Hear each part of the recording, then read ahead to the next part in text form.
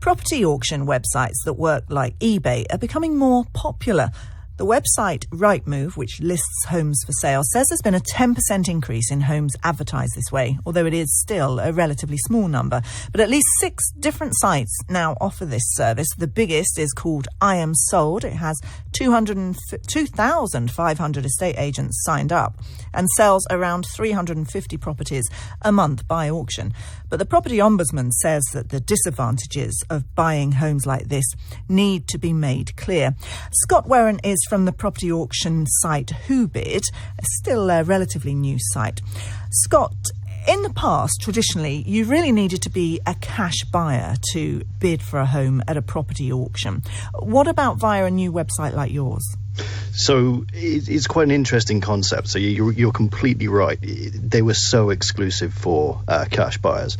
The good thing about a modern method of auction is effectively a conditional auction. So the marketing period and everything is the same up until the close or the fall of the online hammer, in which the buyer and seller both enter into an exclusivity agreement where the buyer has usually 28 days in which to exchange contracts, and the seller is legally obliged to do so if the buyer is ready, willing and able within that time frame. So you've got to be absolutely ready to go in that instance. You absolutely do. You absolutely do. So it's well worth doing your due diligence before you move into that period of exclusivity. But because you do have those 28 days in which to exchange, it does open the doors for those people looking to secure some finance or do a few extra checks through inquiries with their solicitors. So if you buy via a website like yours, you have only got 28 days to complete? Yeah, we offer both different types of auctions. So we will do a traditional or unconditional auction, which is an immediate exchange of contracts with completion set 28 days thereafter. We can also offer the modern method of auction, which is the 28-day period in which the buyer has to exchange under an exclusivity agreement, and then it's 28 days to complete thereafter with our system. So you get longer then? You get double the time a traditional auction? Effectively, yes. So I suppose they could appeal to people who might have a mortgage in principle in case, but they don't have to be a cash buyer like someone who's only got 28 days. Absolutely correct. So why do you think more people are using these websites now? I think there's a desire in the marketplace for the security of the process. I mean, I'm quite proud in the south here. We have a 0% fall through rate with our auctions. Some sales do fall through still, though, don't they? Some sales can fall through. Absolutely. As I say, I'm very proud of our figure here. But equally across the market as a whole, with the private treaty sales, which is the normal way of selling. The fall-through rate is actually closer to 1 in 3. So any chain of buyers more than three sellers long is statistically guaranteed to fall through. Well, we had a listener, Keith Squire, contact us because he's interested in a house that's listed for online auction only. When I first saw the house in the agents, they did mention that there's a reservation fee of 4.1% with a minimum of $6,000. They didn't explain as to whether or not that was on top of the auction price or was included in the final price.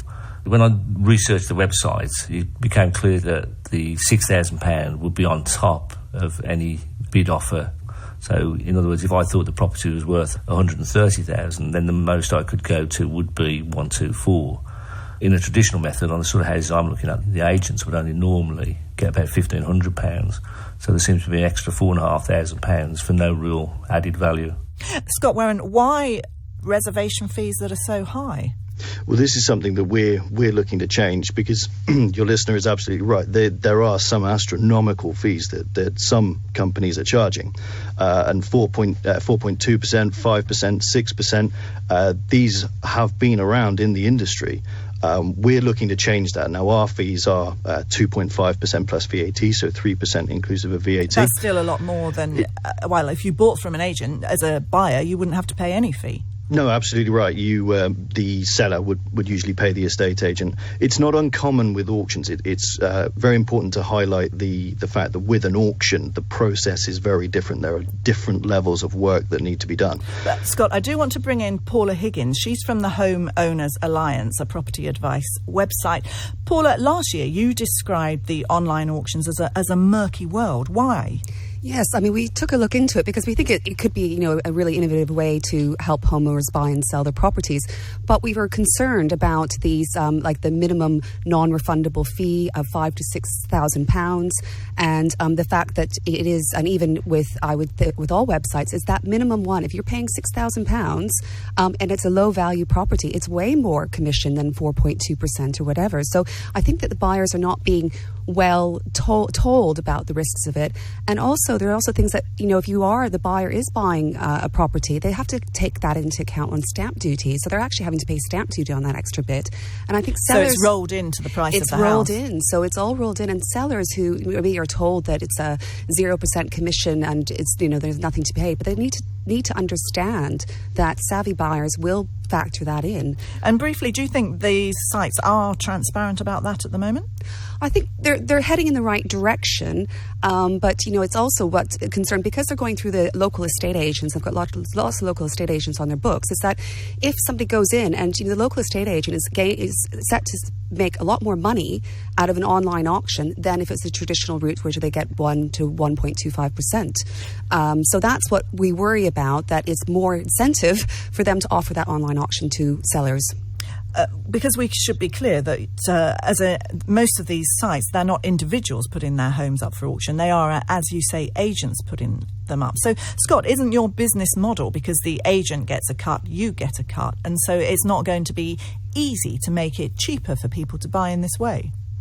Yeah, it's very important to recognise that somewhere in this process, somebody is going to pay a fee. So whether it's a seller paying a fee or a purchaser paying a fee, somebody is going to try and absorb those costs in one way or another throughout the process.